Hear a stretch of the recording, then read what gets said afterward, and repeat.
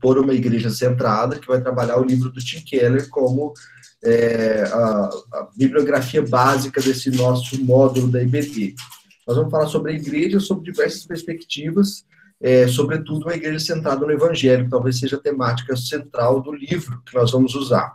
Se você quiser acompanhar a gente durante essas aulas, a cada semana nós vamos falar de uma parte do livro. Então, se você tem o livro, né, visualiza aí, tem 8 partes. Cada aula equivale a uma parte. Né? Então, hoje nós vamos falar sobre a primeira parte do livro e assim, consecutivamente, durante 2 meses, né, durante 8 aulas. Para essa aula inicial aqui, eu chamei um convidado especialíssimo, né, para estar junto com a gente, que é o Cacau, que a gente nos conhece há muito tempo, né, Cacau? Faz um ano, mais ou menos, um ano e meio, uma coisa assim, né?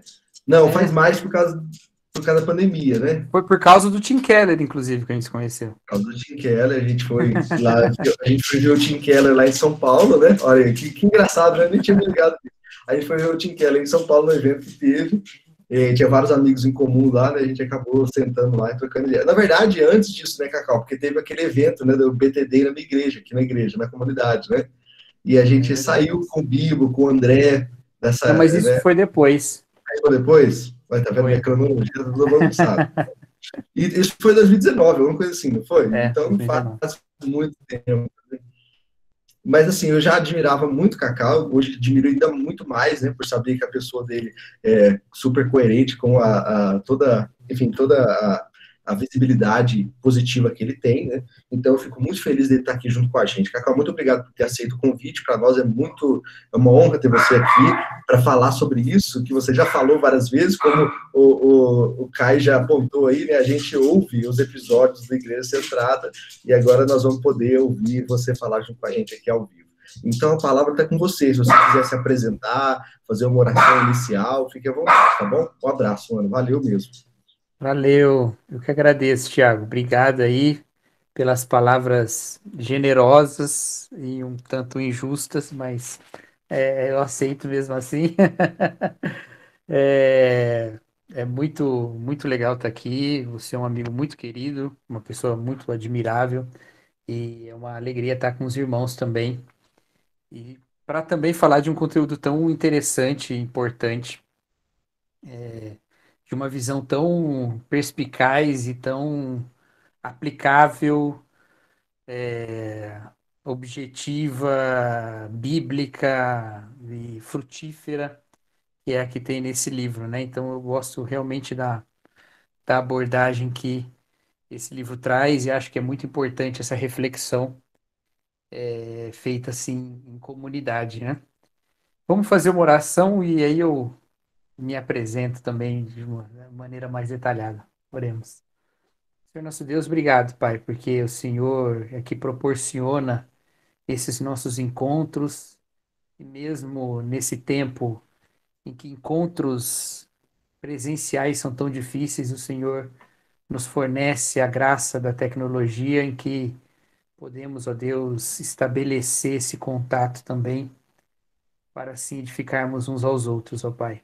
Que o Senhor nos abençoe nessa aula e que cresçamos, ó Deus, a partir do Evangelho em toda a vida que surge dele. Essa é a nossa oração em nome de Jesus Cristo. Amém. Bom, eu sou Cacau Marques, mas meu nome na verdade é Carlos, né? Eu fui registrado como Cacau, esse é meu apelido. Sou pastor da Igreja Batista Vida Nova, na cidade de Nova Odessa, aqui no interior de São Paulo. Sou professor também no seminário, na Teológica Batista de Campinas. E sou casado com a Natália. E acho que é isso. Sou professor de história também no ensino do estado de São Paulo. E aí, vamos falar, então, essa é a primeira aula, certo, Tiago? Sobre a Igreja Centrada, né? Então, antes de entrar na primeira parte mesmo, que aí depois eu vou botar a apresentação aqui, eu quero explicar um pouquinho por que que esse livro é diferente. Existem muitos livros que falam sobre igreja, né? Livros que a gente diz de eclesiologia, né? Alguns que são livros mais teológicos, e que vão falar da igreja no sentido mais da sua natureza eterna, do seu relacionamento com a Escritura e Deus e o agir do Espírito Santo na igreja, e nesse sentido mais teológico mesmo. Existem outros que são mais práticos, que vão falar sobre como ser igreja. E aí vão trazer estratégias também de forma bíblica, também partindo do texto bíblico, mas com menos, com uma menor preocupação é, essencial, assim, né? De fundamentos teológicos da natureza da igreja, e mais de fundamentos teológicos para a ação da igreja, né? Então, é muito comum a gente ver esses dois tipos de livro, né? Então, você pega lá, por exemplo, um livro como o do Bonhoeffer, Vida em Comunhão, ou A Comunhão dos Santos, são livros sobre igreja, de certa forma, sobre comunidade cristã, mas eles são profundamente teológicos e vão falar sobre o que é ser comunhão, sobre o que é a comunhão dos santos e tal. E você pega livros como os do Mark Dever, por exemplo, né, das 9 marcas de uma igreja saudável, ou você pega um livro como A Treliça Videira, são livros mais é, práticos. De novo, continuam sendo bíblicos e teológicos, né? Mas que vão falar mais de como ser uma expressão fiel do que é ser igreja. E não tão preocupados com esse fundamento teológico. O Igreja Centrada, ele tenta preencher um espaço entre essas duas coisas, né? É, e aí o Tim Keller vai falar na introdução, é muito importante ler as introduções dos livros, né? Inclusive desse. Ele vai falar que existe a base doutrinária, né? Em que você pensa a igreja, né? Então as doutrinas que vão fundamentar a igreja e aquilo que a igreja crê, a base do que a igreja crê mesmo, qual é o conteúdo de fé, ou qual é o conteúdo da proclamação dessa igreja. E existe aquilo que ele chama de modalidade ministerial, como a igreja age no mundo. Então, se você for olhar as igrejas mesmo, você vai ver que elas têm muitas formas diferentes de agir no mundo, né? E a igreja em cada lugar, ela vai ter uma forma diferente de agir. Então, você pode pegar, por exemplo, a igreja num contexto urbano brasileiro, de uma grande cidade, com uma desigualdade muito alta, com altos índices de violência, essa igreja centrada, por exemplo, ou localizada num, num lugar periférico de poucos serviços públicos e tal, ela vai ter uma ação lá naquele lugar que não pode ignorar os sofrimentos e a realidade daquela situação na qual ela está. Então, ela vai ter uma modalidade ministerial que a envolve com os sofrimentos ali da, da localidade na qual ela está. E isso vai partir de uma reflexão do evangelho e tudo mais. Se você tem uma igreja num outro lugar, numa pequena vila na Europa, num país de alto índice de desenvolvimento humano, na Suíça, na montanha lá, num lugar onde tem, sei lá, 1.000 habitantes, e você tem uma igreja lá, o evangelho, a Bíblia é a mesma, né? A base doutrinária, o conteúdo de fé é o mesmo, mas a modalidade ministerial, a forma como agir é outra, os sofrimentos são outros. Em geral, serão sofrimentos mais de aspectos, às vezes, existenciais e psicológicos, né? E não, óbvio que nos dois há sofrimentos psicológicos, né? Mas menos atrelados às condições sociais e mais atrelados, às vezes, a questões filosóficas, sei lá, né? Então, você vai ter modalidades ministeriais diferentes a partir da mesma base doutrinária. O que o Timothy Keller propõe no Igreja Centrada é tratar o meio disso, né? O que existe entre uma coisa e a outra, que é o que ele chama de visão teológica. Então, o que é visão teológica? É como você parte da base doutrinária e enxerga o mundo para entender a modalidade ministerial, para entender como você vai agir. Então, é a visão a partir daquilo que você crê, né? Ele até faz um esqueminha, quem tiver o livro e quiser ver depois, tem na página 24. Ele faz um esqueminha entre essas três coisas, né? A base doutrinária, a visão teológica e a modalidade ministerial. Então, como isso vai se encadeando, né? Para você ter uma igreja que é fiel a revelação de Deus, mas também eficaz na sua ação, na sua ação ministerial. Se você perde uma das duas coisas, você vai ter um problema. Se você tem uma base doutrinária, se você perde a visão teológica, melhor dizendo, você vai ter um problema, ou dois problemas, né? Você pode continuar fiel à sua base doutrinária, mas não conseguir ser eficaz no mundo no qual você vive, né? Eu gosto sempre de pensar no apóstolo Paulo, que faz grande parte do seu ministério centrado nas sinagogas. E ele vai nas sinagogas pregar o evangelho, onde o povo já está esperando o Messias, onde eles já leem a lei do Senhor, já tem tudo isso. Então ele vem com um discurso que se encaixa muito bem ali. Mas tem uma história dele em Atenas, que ele olha para a cidade, ele percebe o que acontece na cidade, e ele se coloca a partir de uma fidelidade a Jesus Cristo, mas com uma visão tão clara da realidade na qual ele está, que ele consegue aplicar essa visão, essa base doutrinária, com uma visão correta, teológica, para o contexto no qual ele vive, ou no qual ele está naquele momento. Eu não vivia em Atenas, né, mas no qual ele estava naquele momento. Então, isso acontece. Se você só tem a base doutrinária, imagina que o apóstolo Paulo chega lá no meio de Atenas e fala, porque o Messias, né, veio e ele é Yeshua. O grego não ia entender nada, porque ele nem sabia o que era Messias, ele não estava nem aí para isso, né? Então, ele continua fiel à sua base doutrinária e ele faz a aplicação. Agora, se você vai para o outro eu, você vai querer ser super relevante, mas você não tem uma conexão da sua relevância com a base doutrinária, você vai negociar a sua doutrina para a relevância. E aí é o seguinte, você corre o risco de corromper o seu ministério com... Porque há formas mais fáceis de ser relevante, né? Isso fica muito óbvio quando a gente olha na internet, né? A relevância na internet é muito fácil de você conseguir. Mas a questão é qual tipo de relevância você quer ter, não é?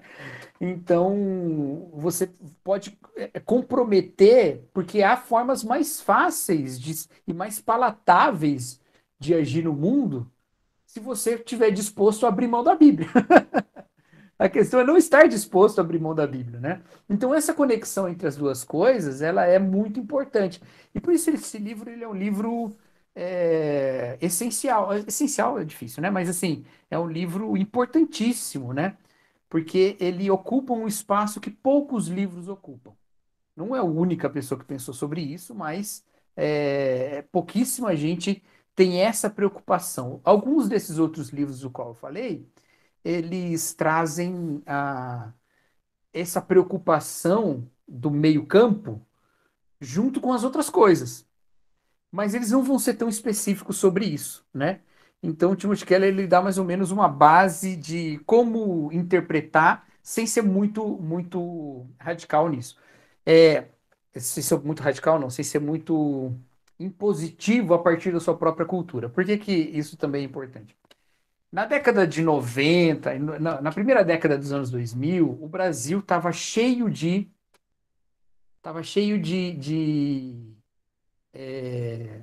ideias sobre igreja diferentes. Houve uma explosão de ideias de igreja que vieram quase todas elas de fora, né? Então você tinha a igreja em células, você tinha a chamada igreja com propósito, você tinha a rede ministerial, você tinha, né, um monte de ideias diferentes que vieram na década de 90 e no início dos anos 2000. E eram várias visões diferentes, várias igrejas adotaram essas visões, essas modalidades ministeriais e aplicaram nos seus contextos. Agora, muito da promoção dessas ideias encontrou resistência quando foi chegando nas igrejas, e eu presenciei isso algumas vezes, de chegar nas igrejas e os líderes e os irmãos também olharem para aquilo e falar assim, mas peraí, isso aqui é americano demais. E não era uma crítica, não era uma crítica errada, era uma crítica verdadeira, ainda que muitos desses proponentes tentavam ser o mais gerais possíveis, gerais possível, eles não conseguiam se desprender dessa cultura, né? Então, muita gente tentou adaptar, outros tentaram adaptar o mínimo possível e com resultados variados, né? Coisas boas aconteceram, coisas ruins, um monte de coisas diferentes aconteceram. O Keller parece que ele não está querendo muito entrar nesse ponto, ainda que ele reconheça que ele tem uma visão centrada onde ele está também, né? Mas ele parece que não quer chegar nesse limite, né? E ele quer partir de algo que seja mais ferramental a partir da teologia, para que todo mundo possa fazer essa conexão, né? Então, de qualquer forma, obviamente, adaptações vão ter que acontecer, né? E o livro já é uma tradução, né? Então também já tem isso. Mas é muito importante que a gente faça isso, tá? Beleza? Ok? Então aí a ideia seria essa, desenvolver uma visão teológica, né, que dê conta aí dessa conexão entre todas essas partes. Deixa eu colocar a apresentação aqui. Vamos ver se vai aparecer. Aí apareceu. Então, como o Tiago falou, esse livro é dividido em 8 partes, né? Então, ele é dividido em 3 grandes grupos, que são chamados de Evangelho, Cidade e Movimento, porque ele vai pegar essa ideia do centro, de ser centrada, para colocar o Evangelho, a Cidade e o Movimento como centros entre extremos, né? E o Evangelho é essa primeira grande parte. Dentro dessas partes tem divisões menores e depois divisões ainda menores, que são os capítulos, né? Mas essa primeira divisão, ou essa segunda divisão, é a que está sendo, pela qual está organizando-se as aulas aqui, né, Tiago? Então a gente hoje vai falar da primeira parte, que é teologia a partir do Evangelho. Aí depois, ainda dentro do tema do Evangelho, tem a renovação pelo Evangelho, que deve ser no domingo que vem. E aí depois a parte da cidade e a parte do movimento, com mais 3 partes cada um. Então nós vamos falar na teologia a partir do Evangelho, que é a primeira parte, que é dividida em 3 capítulos. A gente vai dar uma ênfase no primeiro capítulo e nós vamos falar também dos outros 2. Mas o primeiro capítulo é o que vai lançar um fundamento importante para toda essa parte do Evangelho que tem no livro, tá? Então, é isso que é a nossa aula hoje, tá bom? Então, vamos lá. Então, o Timothy Keller fala o seguinte sobre o Evangelho. Ele diz: o Evangelho não é religião nem irreligião, mas algo completamente diferente. Uma terceira via de relacionamento com Deus por meio da graça. Por isso, ministramos de maneira singularmente equilibrada, que evita os dois extremos e comunica fielmente a nitidez do Evangelho. Então, quando nós vamos comunicar o Evangelho, quando nós vamos proclamar o Evangelho, nós devemos entender que o Evangelho não é nenhuma religião e nenhuma irreligião. Mais para frente a gente vai explicar por que que ele faz essa diferença, né? Mas, da mesma maneira que o Evangelho está equilibrado entre esses extremos, como uma terceira via diante disso tudo, a nossa maneira de ministrar, ela também é equilibrada para comunicar o evangelho com nitidez, né? Então, essa é a premissa aqui dessa parte do evangelho, né? A citação, inclusive, que ele traz aqui logo na primeira folha da parte, né? Então, vamos lá. O que é e o que não é o evangelho? Essa pergunta parece ser uma pergunta, assim, bem boba, né? E eu não quero que vocês pensem que eu estou menosprezando o conhecimento que vocês já têm do evangelho, não é isso não. É que a gente precisa partir bem do básico, né? Para a gente caminhar junto. E porque também, evangelho é uma daquelas coisas que a gente costuma tratar sem, sem se preocupar muito em rever os nossos conceitos, sabe? Aquilo que é tão usual que a gente já garante que sabe e não, e não vai E aí não conecta os efeitos dele com o que é a definição fundamental, né? Então, é tão importante a gente saber o que é o evangelho, quanto é importante a gente saber o que o evangelho não é. É muito importante essas duas coisas, tá?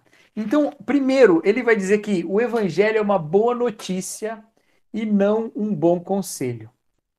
Uma notícia é uma notícia. É algo já acontecido, né? E a própria palavra evangelho, ela significa boa notícia em grego, né? Então, ele é uma boa notícia. E não é um bom conselho. Um bom conselho é dizer para você como você deve agir, viver ou fazer alguma coisa. Existem bons conselhos na escritura? Existem. Mas a escritura, ela é sobre essa boa notícia. Ainda que nem tudo na escritura seja o evangelho, e evangelho e escritura não sejam a mesma coisa essencialmente, o evangelho é o centro da mensagem da escritura. Então, ele não é um bom conselho, ainda que haja bons conselhos na Bíblia, mas ele é uma boa notícia. Uma boa notícia. E por isso, nós não devemos entender a Bíblia a partir dos seus bons conselhos separados da sua boa notícia. Porque se o centro da proclamação bíblica é essa boa notícia, tomá-la como um manual de conselhos e não como uma boa notícia que traz bons conselhos consigo, vai ser tratar completamente errado o que a Escritura nos diz, né? Vou tentar. Não vou tentar dar um exemplo agora, não. Depois eu dou. Vamos devagar aqui. Tá bom? Tudo bem? Então, o Evangelho é uma boa notícia, não é um bom conselho, tá? Essa é a transformação, essa é a transformação de mentalidade que costuma acontecer quando a gente entende realmente o Evangelho. A gente se aproxima da fé, muitas vezes pensando que a gente está se aproximando de um bom conselho. Pessoas se aproximam da igreja para ter bons conselhos, né? É normal. As pessoas estão com a vida meio desregrada e elas procuram uma regra. Desregulada e procuram uma regulação, né? E aí vem atrás da Bíblia, né? Ou atrás da igreja, né? A gente vê muito mães fazendo isso com os filhos também, né? Você tem que ir para a igreja, tal, para arrumar uma coisa da vida deles, né? Pastor, vai lá, aconselha o meu filho, né? Como se o pastor fosse um grande conselheiro. Mas o pastor, antes de mais nada, ainda que ele possa dar bons conselhos também, o pastor, antes de mais nada, ele é um proclamador do evangelho, né? Ele é um proclamador da boa notícia. Então, é muito limitado você pensar na sabedoria do evangelho como um bom conselho e abrir mão da real mensagem dessa notícia, certo? Então, é importante a gente pensar nisso, tá? O evangelho é uma boa notícia, não um bom conselho. Segunda coisa, o evangelho é uma boa notícia que anuncia que fomos resgatados ou salvos. Nós fomos resgatados ou salvos. Toda vez que a gente pensa nisso, toda vez que a gente bate o olho nesse tipo de palavra, resgatado ou salvo, seja na Bíblia, ou seja em qualquer outro lugar, nós precisamos nos perguntar, resgatado do quê, né? Ou salvos de quê? Porque todo mundo que é salvo de alguma coisa, né? Então, do que é que nós somos salvos? É importante. Pessoas acham que, ao se aproximar da Escritura, ela é salva é, da, é, da vida desregrada, ela é salva de um vício, ela é salva da destruição da sua família, ela é salva da miséria, né? Ou da pobreza. Mas não é disso que o Evangelho está falando, não é dessa salvação que o Evangelho está falando, né? Lá em 1 Tessalonicenses capítulo 1, versículo 10, a palavra de Deus fala que nós somos salvos da ira vindoura, não é? Então é de um risco ainda mais profundo do que a pobreza, ou do que perder a família, ou do que, né? É uma coisa ainda mais profunda. É da morte eterna mesmo, né? Da destruição e desintegração do próprio sentido da nossa existência para o qual nós fomos criados, né? Então nós não somos salvos apenas das circunstâncias, mas somos de uma salvação ainda mais profunda, né? Somos salvos de uma situação ainda mais profunda, de um risco ainda mais profundo. Agora, o Timothy Keller destaca, e é importante isso, que essa salvação não é algo impessoal. E nem é algo também que vai ficar apenas lá para o fim, né? Então eu sou salvo da ira vindoura. Então eu não sou salvo de nada presente aqui, né? Eu sou salvo só eu tenho uma salvação que me aguarda na morte. Mas não é isso que a Bíblia fala, tá? Ela fala de uma salvação que é a salvação de uma alienação em relação a Deus mesmo, que é eterna e absoluta na realidade infernal, né? Mas que também é verdadeira na nossa realidade terrena, quando nós não estamos reconciliados com Deus. Então, Deus nos salva dessa ira vindoura, mas nos salvar da ira tem é expresso por um termo, né? O que é por fim a ira, né? Em relação a alguém? É reconciliar, né? Então, a ira acaba quando acontece a reconciliação. Então, o fim da ira não é simplesmente ignorar o outro, né? Não viver. Não, é estabelecer um relacionamento de amor e de amizade, certo? Então, ser salvo da ira vindoura é ser salvo de um relacionamento de inimizade com Deus, de uma relação de inimizade com Deus. Por isso, o terceiro ponto é que o Evangelho é uma boa notícia sobre o que Jesus fez para restaurar o nosso relacionamento com Deus. Então, nos coloca num relacionamento com Deus, numa existência de relacionamento com Deus. E isso vai ser algo que vai tocar todas as coisas, a gente vai falar sobre isso mais para frente, né? Mas é muito importante a gente entender isso. E esse terceiro ponto nos traz também já um aspecto histórico, né? O narrativo do Evangelho. É uma boa notícia sobre o que Jesus fez. Sobre o que Jesus fez. É muito interessante como Jesus Cristo é visto de maneiras distintas, né? Outro dia eu tava ensinando sobre a vida cristã. E aí eu falei algo que eu considero muito, muito verdadeiro. Eu disse assim, olha, toda a ética cristã, toda a ação do cristão no mundo é a resposta a uma pergunta. Como o amor de Cristo se manifesta nessa realidade, né? Então, tudo que o cristão vai fazer, em qualquer situação, ele tá fazendo em resposta a essa pergunta. Como o amor de Cristo se manifesta aqui?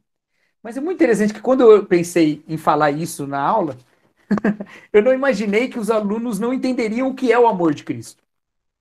Porque, obviamente, né, todo mundo sabe o que é o amor de Cristo demonstrado na cruz. Mas é muito comum que as pessoas pensem em Cristo como uma figura amorosa. E não como o amor de Cristo manifestado na cruz. Pensam no amor de Cristo como uma característica desse personagem e não como uma ação de amor pela qual nós conhecemos o que é o amor, que Cristo deu sua vida por nós. A Bíblia ensina que nós conhecemos o amor numa ação do amor, e não só numa característica de um personagem amoroso. Por que que isso é importante? Obviamente que Jesus é amoroso, Deus é amor, né? Não temos dúvida sobre isso. Mas as pessoas, quando falam assim, o amor de Cristo manifestado nos nossos dias é pensar o que Jesus faria aqui, não, não é pensar isso. Porque pensar o que Jesus faria aqui é olhar para Jesus apenas como um modelo que nós estamos seguindo. Jesus é um modelo? Claro, tem toda a doutrina cristã da imitação de Cristo. Óbvio que Jesus também é um modelo. Mas, essencialmente, Jesus é o nosso redentor. Ele é naquilo que ele não pode ser um modelo para nós, porque nós não podemos nos redimir a nós mesmos nem redimir o outro. Então, entender que há um fundamento do amor de Deus que é independente do nosso esforço de copiar a Jesus Cristo é importantíssimo.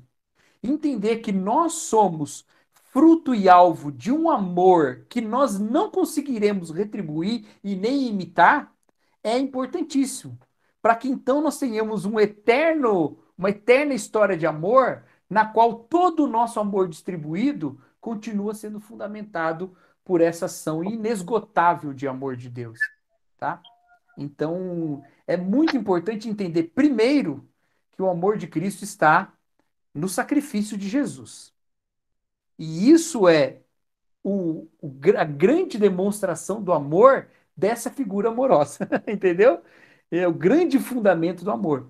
Então, quando nós pensamos no Evangelho a partir dessa história, isso nos coloca numa perspectiva de vida completa. E isso é muito importante. Eu tô com medo de adiantar um pouco aqui alguma coisa, mas vou adiantar. Vamos pensar o seguinte: toda a nossa vida, eu sou professor de história, né? E aí eu vou dar aula para os alunos de história e eu dou aula para o sexto ano, né? Quando eles começam a ter um professor exclusivo para história e tal, e eles não entendem muito bem o que é história, para que serve a história, né? Então eu sempre começo contando para eles, né? Ou perguntando quem eles são, né? Quem são vocês, né? E deixando eles contarem um pouco quem que eles são. E invariavelmente, mesmo eles novinhos ainda, com 11 anos, 10 anos, todo discurso sobre que eles são partem da história da vida deles. Eles ainda não sabem disso, né? Geralmente eles não vão por aí, né? Eles começam a falar do que eles gostam, né? Falam o nome primeiro, aí falam, eu sou fulano, eu gosto de YouTube, sorvete e tal. Porque é muito comum também, do nosso tempo, pensar que a nossa identidade é formada pelos nossos gostos, né? Pelos nossos desejos, é muito centrado nos desejos. Mas aí eu vou cutucando um pouquinho para tirar mais coisa, né? E invariavelmente eles vão falar da história. Eu sou filho de tal e tal, né? Eu nasci não sei aonde. Tudo isso é parte da história. Nós somos seres que são seres em vários sentidos diferentes. Nós temos a nossa constituição física, nós temos a nossa identidade a partir dos nossos desejos mesmo, né? Nós temos os nossos desejos, os nossos sonhos, os nossos valores, as nossas relações, o nosso emprego, tudo isso é parte de quem a gente é. Então, a pergunta quem é você pode ser respondida de várias maneiras. Mas a gente não consegue abrir mão do fato de que nós somos seres históricos, que nascem num determinado momento, que surgem num determinado momento histórico, e que isso nos condiciona e que tem a nossa própria narrativa de vida que também nos condiciona. O evangelho vem como uma narrativa, e como uma narrativa alternativa das narrativas do mundo. E que vem como essa narrativa dizer: você é parte dessa história. Então, eu sou parte de várias histórias. Eu sou parte da minha história de vida, eu sou parte da história da minha família, eu tenho toda a história lá que vem desde o meu avô, do meu bisavô, toda essa história faz parte de quem eu sou. Eu sou parte da história desse país, isso também me condiciona, né? Até o fato de eu gostar de certos temperos, por exemplo, né? Tem a ver com isso, né? Tudo isso me condiciona. Mas o evangelho vem e diz: olha, existe uma história que define quem você é e que deve estar acima dessas outras histórias, ainda que ela não acabe com essas outras histórias. Mas ela deve ser fundamental em relação a elas. E a história de que, antes de você ser quem você é, de você ser da família que você é, e de você ter nascido no país que você nasceu e parte do povo que você é amado por Deus. E essa história deve ser a fundadora da sua vida inteira. Isso faz com que a nossa perspectiva de vida seja transformada. Então vamos pensar uma pessoa que tem uma história de vida muito difícil. Vamos pensar lá numa criança nascida na Síria. Já pensaram como é que é a vida de uma criança nascida na Síria? A gente pensa muito sobre como as nossas crianças estão sendo criadas, né, nesse tempo de pandemia, um ano dentro de casa e tal. O que isso vai afetar a vida de crianças, às vezes tão novinhas que nasceram nesse contexto? Mas imagina crianças que estão há anos em guerra,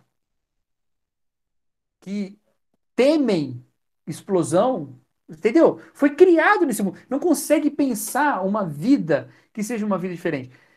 Imagina quando essa criança, sei lá, vai ser refugiada para outro lugar, ou quando a paz se estabelecer nesse lugar, que Deus queira que se estabeleça rapidamente em todos esses lugares onde há conflitos hoje. Imagina só o quanto isso não forma a sua história. Forma, com certeza forma. E quanto isso não justificaria certas atitudes? Com certeza justifica certas atitudes. Mas aí vem o evangelho e fala: olha, você não precisa ser refém dessa única história. Há uma outra história que pode te definir. E isso é maravilhoso, porque em situações de conflito você aprende a odiar o outro como sobrevivência. É muito tranquilo eu falar para você que está aqui no Brasil, que não está em conflito com ninguém, que você não deve odiar ninguém. É muito tranquilo, porque o seu ódio não tem nada a ver com a sua sobrevivência. Mas em alguns lugares o ódio nada mais é do que o fruto de um medo. E o medo é importantíssimo para a pessoa continuar viva. Como é que eu faço para desvencilhá-la do ódio? Então aí vem o evangelho e fala: olha, antes de você querer pautar sua vida pelo eu sou eu, o outro é o outro e o outro devo odiar, e isso ser o fundamento da sua existência, lembra antes de tudo você ter uma narrativa que diz que Deus te ama. E isso não é, e eu vou insistir um pouquinho mais nisso, isso não é uma coisa abstrata, isso não é Beatles. All you need is love, né? Tudo que você precisa é o amor. Eu acho linda essa música. Só que ela é super abstrata, é acreditar num amor que não tem nenhuma demonstração. Eu decidi, é um fideísmo do amor, né? Eu decidi acreditar que a vida é sobre o amor. Mas o evangelho é mais profundo que isso, ele é uma boa notícia sobre um fato acontecido. Acontecido na nossa história, acontecido na história humana. E que diz você pode duvidar de todas as coisas, mas aconteceu num determinado momento, lá do primeiro século, que um homem, que não era um mero homem, mas era aquele no qual nós vimos a glória do Pai, vimos a glória do unigênito do Pai cheio de graça e de verdade. Nesse momento aconteceu algo. Essa pessoa que não tinha pecado algum morreu pelos meus pecados. E ali está manifestado o amor de Deus. Eu não estou dizendo que a vida é sobre o amor porque eu tenho essa fé no meu coração de que é melhor viver assim. Não, eu estou dizendo que a vida é sobre o amor porque foi manifestado na minha história, na história da humanidade, que todo o universo está contido por um ser que é pessoal e amoroso, que manifestou num determinado momento da nossa história tão ridícula, né, em comparação com os anos do universo e toda a extensão do universo, na nossa história tão ridícula, manifestou-se a vontade e o desejo amoroso daquele que criou todo o universo. Olha que coisa maravilhosa, gente. Olha que coisa maravilhosa. Entendeu? Pensar que toda a existência é sobre um Deus amoroso. E que isso foi demonstrado a nós na cruz. Não é algo que eu preferi acreditar, não é algo que foi testemunhado e que vimos cheio de graça e de verdade, o verbo de Deus que os nossos olhos viram, as nossas mãos apalparam, não é? Isso que João fala lá em 1 João. Então, isso é muito transformador, isso é dinamite explosiva, não é? É para mudar toda a nossa vida, toda a nossa vida. Eu gosto muito de Friends, sabe Friends? A série Friends. Eu gosto muito de Friends. E tem um episódio que tem uma personagem de Friends lá, que ela tá, que é a Phoebe, né? Que é a mais doidinha lá, né? E que ela gosta de tudo que é. Eu ia falar esotérico, mas esotérico não define. Ela gosta de coisas além de esotérico, né? Tudo que é alternativo. O que for alternativo, ela gosta. E ela precisa de dinheiro, ela vai trabalhar num telemarketing, em que ela precisa vender toner de impressora. E então ela liga para as empresas com uma apostila toda na mão, com perguntas e respostas para ela vender o toner das pessoas. E aí ela liga para uma pessoa, a primeira ligação que ela faz, a pessoa atende do outro lado, ela fala assim: eu quero vender toner para você. E aí a pessoa fala: eu não preciso de toner. E aí ela diz: todo mundo precisa de toner. Que é a resposta que estava lá na cartilha dela. E a pessoa do outro lado da linha fala: não, eu não preciso. Ela, mas por que você não precisa? E a pessoa responde: porque eu vou me matar hoje. E aí ela começa a virar as páginas e fala: peraí, qual que é a resposta para essa fala, né? No meu guia aqui. E não tinha resposta, obviamente. Ninguém esperava que alguém fosse falar no telefone que ia se matar. Só que ela é alternativa e tal, e ela não pode aceitar que as pessoas queiram se matar. Então ela vai até a empresa, encontra a pessoa e fala: olha, você ia se matar. Mas eu, que nunca trabalhei nisso, na minha primeira ligação, liguei para você. E eu sou uma pessoa que não deixaria alguém falar: eu vou me matar e não ia fazer nada. O fato de eu ter ligado para você com a primeira ligação é o fato de que o universo se importa com você. Então você não deve se matar. Aí a pessoa fala: realmente o universo se importa comigo. Olha que coincidência, isso que só pode ser o universo conspirando a meu favor. E aí ele levanta, olha para os companheiros de trabalho dele e fala assim: tá vendo? Vocês não precisam se importar comigo, o universo se importa comigo. E aí depois ele diz assim: mas eu queria que eles se importassem só um pouquinho. Mas olha só, que coisa interessante. Ela trata de uma demonstração de uma coincidência de que, olha, a vida está ao seu favor e não contra você. Gente, Jesus Cristo mostra que Deus está ao nosso favor, que Deus nos ama, que Deus está disponível e disposto, entende? Essa história é muito maior do que a Phoebe ligando para alguém. É uma história muito mais profunda disso. É essa história do Evangelho. Jesus Cristo se manifestou em carne, morreu pelos nossos pecados, mostrando o amor de Deus. Isso é maravilhoso e isso é que é transformador. Eu dizer que o Evangelho é só um bom conselho, olha, faça assim que vai dar tudo certo. Tira o amor de Deus, que é alguém que nos amou antes de dizer como a gente deve viver, antes de dar o bom conselho para nós, tá? Então, é importante a gente dividir, eu separar o que é o evangelho do que são os resultados do evangelho, tá? Então, na página 37, Timothy Keller fala assim: o evangelho não diz respeito ao que fazemos, mas ao que foi feito por nós. Mesmo assim, o evangelho resulta em um modo de viver completamente novo. Então, é muito comum que as pessoas, quando fazem alguma coisa, né? A igreja faz alguma coisa boa no mundo, sei lá, né, vai distribuir alimento, vai cuidar dos necessitados, alguém faz alguma coisa que vai além do que se espera dele, é comum que alguém diga assim, isso é o evangelho, né? Então, sei lá, uma pessoa que cuida de uma outra que não tem quem cuide dela, né? E aí essa história vai a público nas redes sociais. Com certeza vai ter um comentário de alguém dizendo assim, isso é o evangelho, né? Não, isso não é o evangelho, porque o evangelho não é o que a gente faz. O evangelho é sobre o que Deus fez por nós, o que Deus fez em Jesus Cristo por nós. Então, não é o que a gente faz. Mas o que a gente faz tem a ver com o evangelho. É fruto do evangelho, é resultado do evangelho. E conectar uma coisa a outra é muito importante. E eu acho que essa conexão fica muito evidente em duas histórias do Novo Testamento. Vocês estão com a Bíblia aí, né?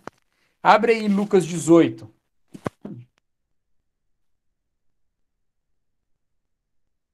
Abre aí, Lucas 18, 18.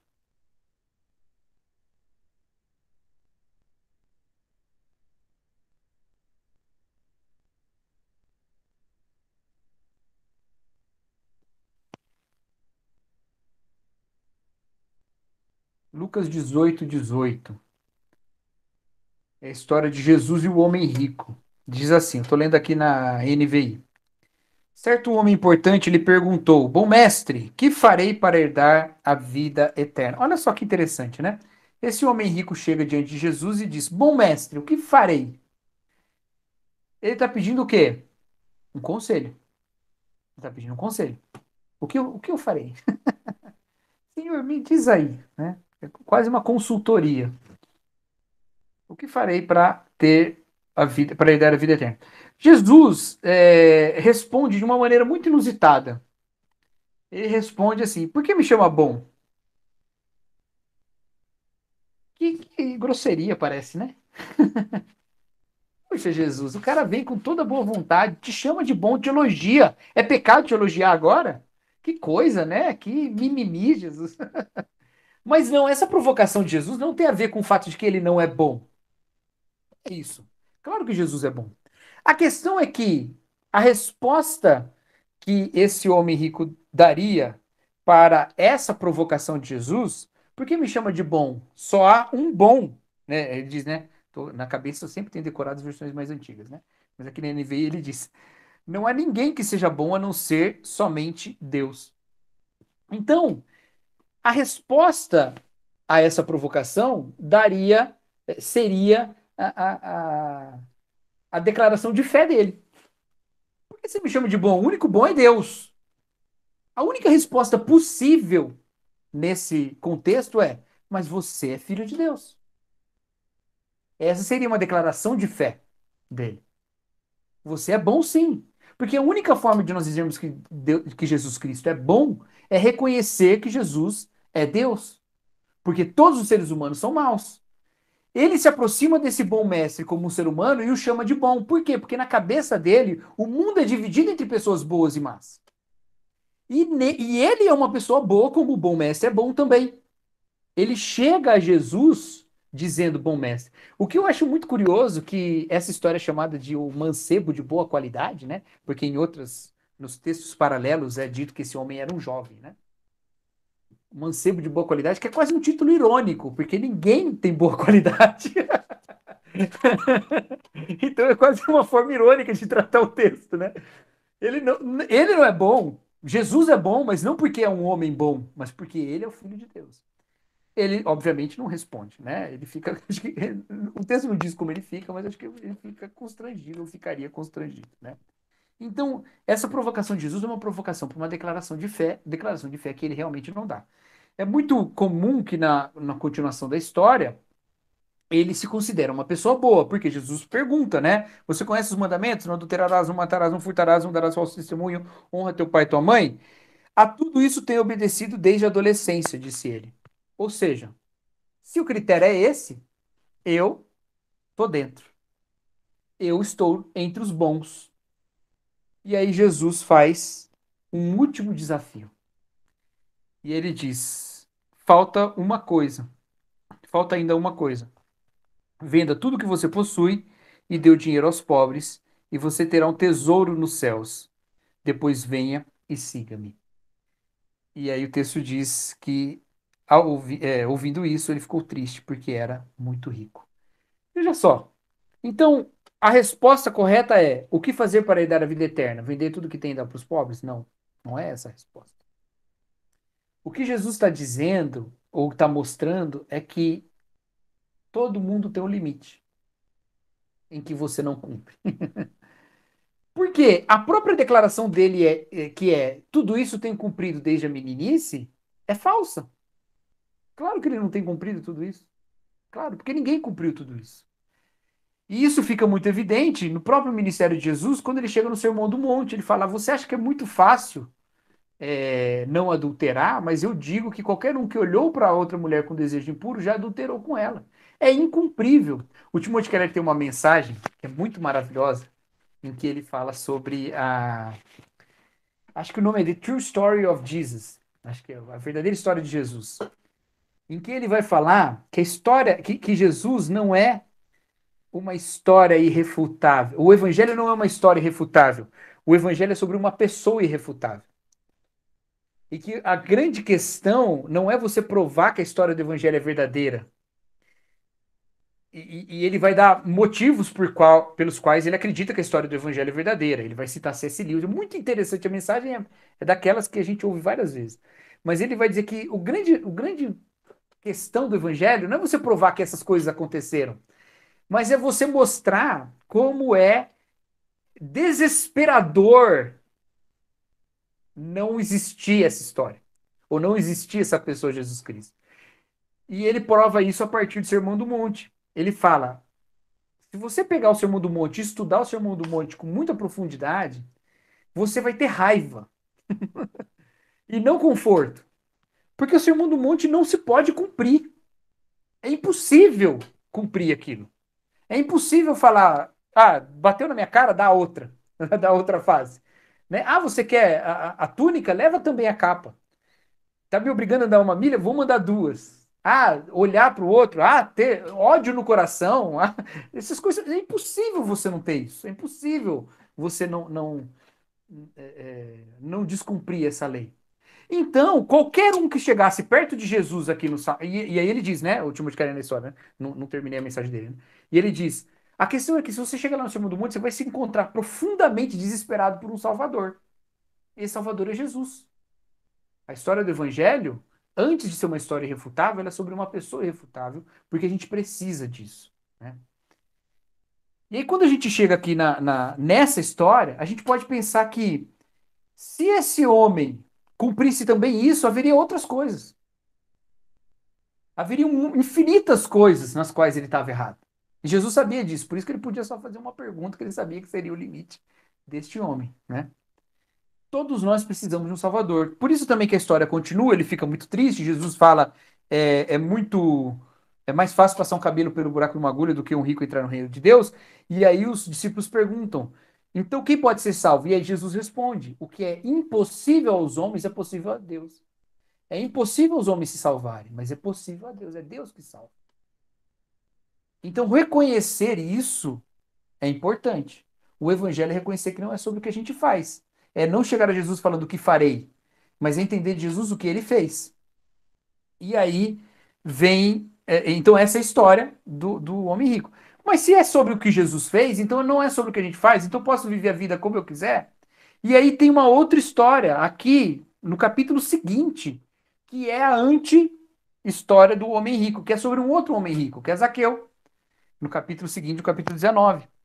E a história de Zaqueu é muito interessante, porque Jesus ele não pede conselho para Jesus. E aí, por isso que eu botei essa figurinha bonitinha aí, né? Do Zaqueu sentado no galho da árvore, olhando Jesus. Eu me identifico muito com a história de Zaqueu. Não sei se é porque eu tenho 1,67 m, mas eu me identifico bastante com essa história. Eu não sou rico nem publicano, mas. Mas veja só, Zaqueu sobe na árvore, né? Abrindo mão de toda a sua dignidade, né? Sobe na árvore como um homem rico, imagina aí, né? Um homem rico, importante, né? Eu gosto de pensar Zaqueu para os nossos tempos como um político corrupto, tá? Porque a gente não tem disposição para amar políticos corruptos. Mas o publicano é desse tipo de coisa. Então, a gente que se sente, né, parte da comunidade da fé, como os fariseus se sentiam, é muito fácil de ter raiva de político corrupto, né? Agora, imagina Jesus Cristo indo almoçar na casa daquele político que você considera execrável. É esse o impacto da história de Zaqueu, tá? Não é pensar em Zaqueu como um cobrador do pedágio, por exemplo, que está ali trabalhando só. Não, ele era promotor do sistema da injustiça.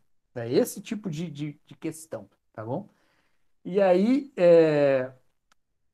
agora, mas imagina também esse político aí que você acha execrável subindo numa árvore, no meio da rua, entendeu? Então também você pode se alegrar um pouquinho nessa imagem patética. Mas é isso, é essa imagem que está acontecendo com Zaqueu, entendeu? Esse homem rico subindo numa árvore para ver Jesus passar. Mas veja só, a importância que ele está dando para Jesus, o nível, entendeu? Ele está abrindo mão de tudo o que constitui a identidade dele como esse homem rico nessa sociedade para enxergar Jesus passando. Quando Jesus passa, diz a ele: eu vou comer na sua casa. Jesus não pediu nada para ele. Ele não pediu nada. Não fez um teste de fé com ele. Na verdade, o teste de fé estava feito, né? De certa forma. Mas Jesus não faz. Jesus não dá um conselho para ele, nada. Ele diz: eu vou comer na sua casa. E ainda se convida para ir na casa de Jesus, de Zaqueu, né? E vai. E aí, quando chega na casa de Zaqueu, ele come com Zaqueu e aquele povo todo lá. E aí, Zaqueu diz uma coisa. Ele fala: Senhor, se alguma coisa eu roubei alguém, não, eu vou dar metade do que eu tenho para os pobres. Se alguma coisa eu roubei alguém, eu vou devolver 4 vezes mais. Veja, Jesus não pediu para ele vender tudo que ele tinha e dar para os pobres, que ele pediu para o outro. Zaqueu fez isso. E Zaqueu nem precisou vender tudo. Ele falou: vou dar metade para os pobres. E se eu roubei alguém, eu vou devolver 4 vezes mais. Talvez isso fosse significar tudo também, não sei, né? Mas isso não é o mais importante aqui. O importante é que Zaqueu não faz isso para garantir a vida eterna. Ele faz isso porque Jesus entrou na casa dele. Por que Jesus entrou na casa dele? Por que Jesus se encontrou com ele? Entendeu? O evangelho resulta numa vida diferente porque Jesus faz uma coisa antes. E é o que acontece com Zaqueu. E aí Jesus Cristo diz que ali esse homem também é filho de Abraão, né? Ele também tem salvação aqui, né? Então os inimigos do evangelho são esses dois aí, ó, a religião e a irreligião. A religião ou o legalismo e a irreligião ou o antinomismo. Como assim? A religião, no sentido de que, para o Keller, religião é uma palavra muito específica. Ela não significa é, as religiões diferentes. Cristianismo, islamismo, budismo, judaísmo, nada disso. Religião, para ele, é a lógica na qual eu faço alguma coisa para receber a graça. E não a graça, o favor, né? Eu faço alguma coisa para receber um favor. Seja de Deus ou seja de qualquer outra coisa. Tem uma mensagem dele também muito interessante, uma pregação dele, em que ele fala assim. Essa ilustração que ele usou foi tão poderosa que eu fiquei pensando nisso a minha vida toda, praticamente. Depois que eu vi. Ele falou assim: se eu passar uma prova aqui na igreja sobre o evangelho, a maior parte de vocês vai tirar 10. Vocês vão saber falar sobre substituição penal, sobre justificação, sobre fé, sobre graça, sobre santificação, glorificação, regeneração. Vão saber falar tudo sobre tudo isso, porque a gente estuda isso sempre aqui na igreja. Isso é uma coisa. Só que você continua vivendo a sua vida procurando relacionamentos que te escravizam, por exemplo. Relacionamentos amorosos. Você continua agindo com uma ética no seu trabalho como se a sua carreira fosse a sua vida toda. Isso mostra que você sabe o que é o evangelho, mas você não aplica o evangelho na vida. Você vive uma vida religiosa em coisas que não são necessariamente religiosas. Você acha que por você se matar de trabalhar, você vai ser alguém que você deve ser. E esse é o meio de conseguir esse favor. Você acha que se você conseguir casar, você vai ser quem você consegue, quem você quer ser. E por isso você se submete a relacionamentos que são super abusivos para tentar chegar lá onde você quer chegar. Entendeu? Ele fala, você sabe o que é o evangelho, mas você não aplica o evangelho a sua vida toda. Então, para ele, religião tem a ver com tudo isso. Por isso ele vai escrever um livro chamado Deuses Falsos, em que ele vai mostrar o aspecto religioso em que a gente aplica em várias coisas da nossa vida. Relacionamento amoroso, trabalho, carreira, reconhecimento, né, público, né, fama, no caso, né? Ou ele vai escrever um livro chamado Ego Transformado, em que ele vai mostrar como o ego é um aspecto religioso da vida e que a gente transforma nosso próprio ego numa divindade. Então, assim, esse esquema aqui, ó, se você nunca leu nada do Timothy Keller, esse slide aqui é toda a teologia dele. Não sei se toda, tá? Mas é muito, muito da teologia dele. Tá? É basicamente isso. Porque tem o outro lado, o lado da irreligião, que é dizer assim, não, não existe jeito certo e errado de viver a vida. Cada um vive a vida como quiser. Isso também é uma loucura, isso também não se aplica, porque se cada um vive a vida como quiser, a gente vai chegar num ponto de selvageria. E aí ele diz uma coisa muito interessante, ele fala assim, olha, anos atrás, na década de 70, ele fala numa outra mensagem isso, né? Vocês veem que eu ouço muitas mensagens do Timothy Keller, né? Ele fala assim, na década de 70, quando eu estava na faculdade, se um professor namorasse uma aluna, aquilo era considerado uma coisa progressista, evoluída. Um professor namorando uma aluna. Como essa aluna é uma aluna desprendida, o professor é um professor também. Como esse relacionamento é um relacionamento bonito, porque ele vai além dos contextos, dos conceitos mais usuais de amor, que era a época da liberação sexual e tudo isso. Ele fala: hoje, se um professor namorar uma aluna na universidade, isso é visto, antes de mais nada, com a possibilidade de ser um assédio sexual e um abuso. Então, você pensar em religião, cada um vive a vida como quiser, não é verdade, porque o mundo tem a sua própria moralidade. Isso é uma coisa muito óbvia, gente. Eu ando, às vezes, hoje em dia menos, mas já andei bastante entre círculos assim, bem mais progressistas, né? Da vida humana e tal. E você encontra lá um tipo de pensamento sobre o mundo tão dogmático quanto em qualquer religião. Tão dogmático quanto em qualquer religião. Porque ao abrir mão de certos preceitos morais, vai se assumir uma outra moralidade, não só uma outra moralidade, um outro moralismo. O mundo irreligioso é tão moralista quanto o mundo religioso. E isso é importantíssimo para a gente entender o que a igreja faz. Porque nós não temos um moralismo diferente para oferecer. Nós não temos guerra de código moral no mundo hoje. Quer dizer, nós temos essa guerra, mas não é essa a nossa guerra. Entendeu? O jeito certo de viver, o jeito dos crentes ou o jeito do não crente. Isso é errado, porque não é isso que a gente está propondo, e isso também é uma batalha totalmente perdida, gente. Totalmente perdida. Porque a gente não tem esse poder de influência no mundo e o nosso Deus não está tentando fazer isso. Então a gente está batalhando sozinho para perder. O que nós temos é o evangelho, que é uma coisa que nem a religião nem a religião tem. Por quê? Porque o evangelho é sobre o perdão. O evangelho vem dizer, sim, existe certo e errado. Só que o certo e o errado que existem te condenam. Só que o certo e errado a partir de Deus, que também te condena, é o único que te oferece o perdão. A Bíblia é cheia de histórias assim, né? Tem a história lá da mulher adúltera, né? Em que Jesus vai e fala: cadê aqueles que. Olha que interessante aquela história, né? Gente, não era comum as pessoas apedrejarem mulheres adúlteras. Não é comum. Não acontecia isso naquela época. O que aqueles homens estavam fazendo ao trazer aquela mulher para Jesus? Eles diziam assim: ah, você acha que você é realmente quem está trazendo a lei de Moisés? Você é realmente o cara que pode falar de cima da montanha? Eu, porém, vos digo. Então cumpra a lei de Moisés aqui. Cumpre aí. Apedreja ela. Por quê? A lei de Moisés dizia: se você pegar um homem ou uma mulher em adultério, você tem que apedrejar os dois. Interessante que eles trazem só a mulher, né? É uma outra questão também. O homem não entende. Mas olha só, quando Jesus fala quem estiver sem nenhum pecado lance a primeira pedra, Jesus está falando assim: ah, é? Então é o seguinte: vamos apedrejar todo mundo que merece. Vamos aplicar a lei? Então vamos. Então todo mundo vai embora e aí sobra ele e a mulher. E ela fala: cadê? Ninguém te condenou? Ela disse: não. E aí Jesus fala: eu também não te condeno. Eu também não te condeno é o que a gente tem para trazer, gente. A gente traz uma moral que condena todo mundo para dizer que Jesus Cristo fala: eu não te condeno. Entendeu? Vai, não peques mais. Obviamente, tem esse complemento importantíssimo, senão a gente cai na irreligião. Eu não te condeno, não.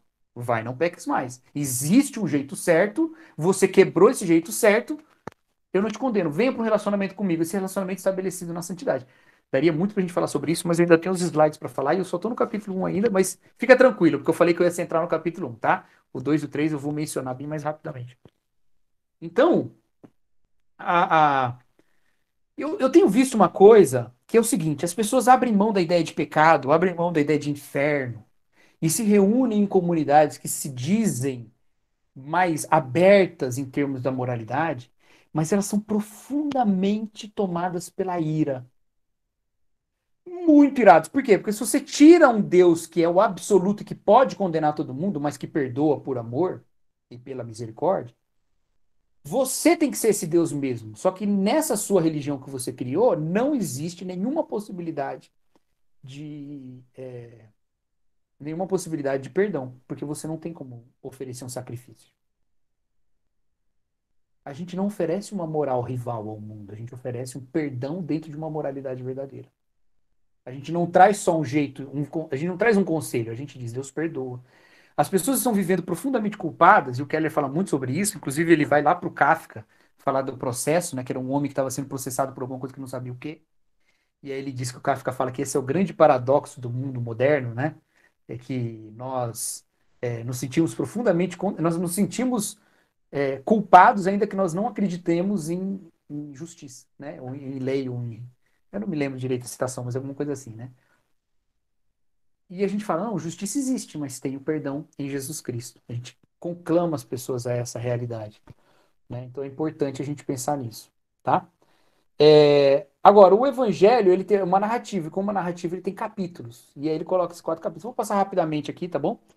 Ele diz que os capítulos do evangelho são: capítulo 1, de onde viemos, que é de Deus, aquele que é único, mas se relaciona conosco.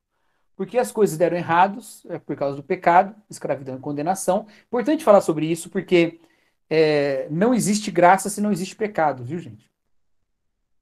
Então, quando você abre mão do pecado, aquela ideia da hipergraça, né, que é o evangelho, falso evangelho que se prega por aí, ela é falsa por quê? Porque a hipergraça, na verdade, ela é nenhuma graça. Porque se você não pecou contra. Como é que o amor de Deus se manifesta a nós? Em Jesus Cristo, na cruz. Por que existe a cruz? Porque nós pecamos e Deus nos perdoou. Se não existe pecado, por que existe a cruz? Não sei. Sei lá, existe porque. Para dizer que o justo morreu na mão dos injustos, para a gente ficar com raiva de quem matou Jesus, sei lá. Por que existe a cruz? Mas se não existe pecado, qual foi o erro deles em matar Jesus? Ah, nenhum também. Então, qual é a graça de Deus? Qual o perdão que Deus te deu? Nenhum. Imagina que eu chego pro Thiago assim, a gente se encontra depois desse tempo de pandemia todo, a gente se encontra e a primeira coisa que eu falo pro Thiago assim é: Ô Thiago, eu te perdoo, viu, cara? Tá de boa. Aí o Thiago vai falar assim: Mas peraí, você me perdoa do quê? O que que eu fiz? A gente chega a ser ofensivo. Aí as pessoas querem ter um evangelho em que não existe pecado, mas que Deus te perdoou. Te perdoou do quê, meu amigo? Se não existe pecado, o que Deus te deu não foi graça, não. É direito, é mérito. Ele que não te deu pra você ver. Ou pra ele ver. Então qual é o relacionamento de amor com Deus? Não, Deus tem uma dívida comigo. Porque eu não fiz nada de errado e nasci nesse mundo cheio de problema. Ele tem uma dívida. Esse não é um relacionamento de amor. Por isso que a falta do evangelho leva a gente a uma inimizade com Deus, porque é inimizade mesmo, tá? Nos níveis mais profundos, tá bom? Então não é isso. A gente tem que entender o pecado, porque só entendendo o pecado é que existe o amor, tá? Aquela ideia falsa daquele homem lá da rádio lá, né? Deus é amor, mas é justiça. Ela é falsa não porque Deus não é amor e não é justiça. Ele é as duas coisas. Então, ela é errada por causa do mais. Né? Deus é amor, mais é justiça, como se a justiça limitasse o amor de Deus. Ou como se o amor de Deus fosse uma exceção à justiça dele. Não. Essas coisas estão juntas. Porque eu não entendo o amor de Deus se Deus não é justo. E se Deus não pode me condenar. Lá em Romanos capítulo 3 fala que em Cristo Deus estava reconciliando, né? Diz que para ser justo e justificador. Para ser justo e justificador. Justo porque condena o pecado em Cristo. E justificador porque transforma os pecadores em justos. Ele justifica. Né? A história daquele juiz que estava condenando uma mulher por ter passado muito rápido num radar. A mulher solteira, desempregada, com filhos para criar, passou rápido no radar, vai tomar a multa e ela não tem como pagar, ela vai ser presa, as crianças vão ficar sem ninguém para cuidar delas e tal. E aí, qual que é a justiça aí? A justiça ela é pagar a multa, ela ser condenada. Mas e aí, o que faz? Então o juiz vai, bate o martelo e diz: condenada, culpada. Aí ele tira a sua toga, desce do seu lugar de julgar, põe a mão no bolso, pega o dinheiro da multa e põe em cima e paga. O pecado foi condenado, mas a pena quem pagou foi o próprio juiz. É a mesma coisa no evangelho, né? O pecado foi condenado. Por que que o pecado foi condenado? Porque se o pecado não foi condenado, e nós brasileiros entendemos isso mais do que qualquer pessoa no mundo. Se Deus olha para o mal e dá de ombros e fala, deixa quieto, passa para frente, e não precisa da cruz de Cristo, isso não é justiça. Nós brasileiros sabemos disso. Isso é impunidade. Impunidade. Um crime que não tem nenhum tipo de pagamento é impunidade. Impunidade não é vitória da justiça, ela é vitória da injustiça. Contudo, em Cristo vence a justiça e o amor ao mesmo tempo. O Rob Bell precisava entender isso, né? O amor não vence sem a justiça vencer junto. Tá? Ele precisava... O amor e a justiça vencem juntos em Cristo. Entendeu? Ah, você tá com o livro aí? É, tá? Então, é importante que haja uma mensagem real sobre o pecado, gente. Uma mensagem real sobre o pecado. Aí o capítulo 3, o que restaurará as coisas? Jesus Cristo, né? Na encarnação, substituição e restauração. Aí, dentro desse capítulo, tem a narrativa também de Cristo, né? E como eu posso ser restaurado? Como eu faço parte disso? Pela fé, né? Com a graça e a verdade, fazendo parte desse corpo em Cristo, tá bom? Terminando, o correto relacionamento do evangelho com tudo no ministério. O evangelho não é apenas o padrão mínimo de conteúdo doutrinário, sabe? Aquela coisa assim, você entende que o evangelho? Aí a pessoa fala, tá tudo bem, né? Vamos pregar a mensagem evangelística quando for culto evangelístico. Não tem que falar de evangelho para quem já é crente. Como se o evangelho fosse só o início. Não, o evangelho está em tudo, ele se relaciona com tudo, mas ele não é tudo, mas ele se relaciona com tudo, né? Então, ainda que o evangelho não seja tudo, ele se relaciona com tudo na igreja. E aí tem essa frase que é do Keller, não botei as aspas aí, né? Essas duas primeiras eu escrevi, mas essa aqui é do Keller. Por ser infinitamente rico, o evangelho consegue suportar o peso de ser o elemento principal da igreja. Como assim infinitamente rico? Porque o evangelho fala sobre quem nós somos, quem Deus é. Ele fala sobre toda a existência. Tá tudo nessa narrativa. Então ele se relaciona com todas as coisas. Ele não é tudo, mas ele se relaciona com todas as coisas. Então, todas as coisas podem ser pensadas a partir do Evangelho. E é isso que ele vai fazer nos 2 capítulos seguintes. Ele vai mostrar como que isso se dá. Primeiro, no capítulo 2, ele vai falar que o Evangelho não é simples, ele é complexo e que há várias ênfases diferentes. E você vê na Bíblia isso. Os evangelistas sinóticos dão uma ênfase, Paulo dá outra ênfase, João dá outra ênfase. São ênfases diferentes dentro do mesmo Evangelho. E aí ele traz uma coisa genial, ele fala assim, aos Gálatas, Paulo fala, estão pregando um falso evangelho. Mas aos Coríntios ele diz, eu, Pedro e Apolo pregamos o mesmo evangelho. E aí o Keller tira dessa ideia para dizer o seguinte, olha, há uma diversidade nos ministérios. Paulo, Pedro e Apolo estavam pregando evangelhos que eram notados como ligeiramente diferentes, ou bastante diferentes, pelos coríntios. E Paulo está dizendo, não, eles parecem diferentes, mas eles são o mesmo. Só que nem todo tipo de pregação é evangelho, porque aos Gálatas ele falou, não, tem um falso evangelho aí, entendeu? Então, há ênfase diferente do evangelho porque ele é mais complexo. Ele pode ser expresso de maneira simples, mas ele não é simples, ele é complexo, ele se relaciona com a vida toda. E aí, de novo, estimulo vocês a lerem vários livros de Timothy Keller, porque você vai ver como ele faz isso, tudo isso que ele pensa, em vários aspectos diferentes da vida, no casamento, no trabalho, no conhecimento, na fé mesmo. Ele vai aplicar isso em várias questões, né? Então, ele vai colocar isso no capítulo 2. E no capítulo 3, ele vai mostrar como o evangelho se relaciona com todas as coisas, inclusive com temas do nosso tempo. A sexualidade, as questões raciais, questões econômicas. O evangelho se relaciona com tudo isso. E aí tem uma tradição muito longa de gente fazendo esse trabalho, né? Um exemplo que eu gosto de dar é o exemplo do... Qual que é o nome do cara lá, Thiago? Do Moldando o Mundo Digital? Egbert Schubert, né? Acho que é esse o nome dele. Ou Schumann, sei lá. Ele vai pegar essa narrativa do Evangelho e ele vai falar sobre tecnologia computacional, lendo a partir do Evangelho. Olha que coisa interessante. O livro são capítulos, com aqueles capítulos da narrativa do Evangelho, na verdade, não aqueles exatamente, que ele organiza de um jeito um pouquinho diferente do que o Keller, mas é a mesma mensagem bíblica do Evangelho. E ele vai relacionar com o mundo digital. Olha que coisa maravilhosa. Por quê? Porque o Evangelho é complexo o suficiente para se relacionar com todas as coisas. E ele pode se relacionar com todas as coisas. Então isso é maravilhoso. É uma chave, gente. É uma chave para compreender várias coisas. Eu, né, tento fazer um pouco isso também. Eu me preocupo muito com várias questões da sociedade, né? Mas eu sempre tento partir dessa ideia do evangelho para dar respostas a ela, sabe? Então, quando eu escrevo alguma coisa e tal, faço algum texto, é sempre a partir disso, dessa história do que Jesus fez e como isso toca em tudo. Tá bom, meus queridos? Desculpa tanto tempo aí.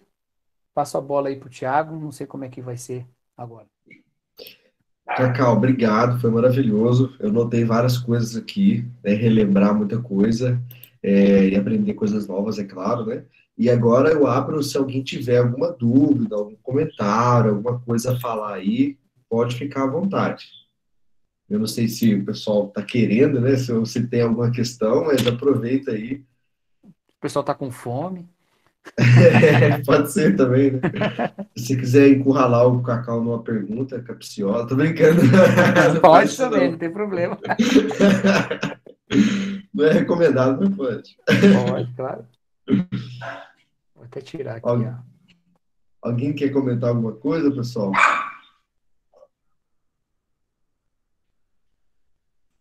Não? Pelo visto, não? Então nós podemos ir para encerrando já, né? Cacau, de novo, muito obrigado, tá?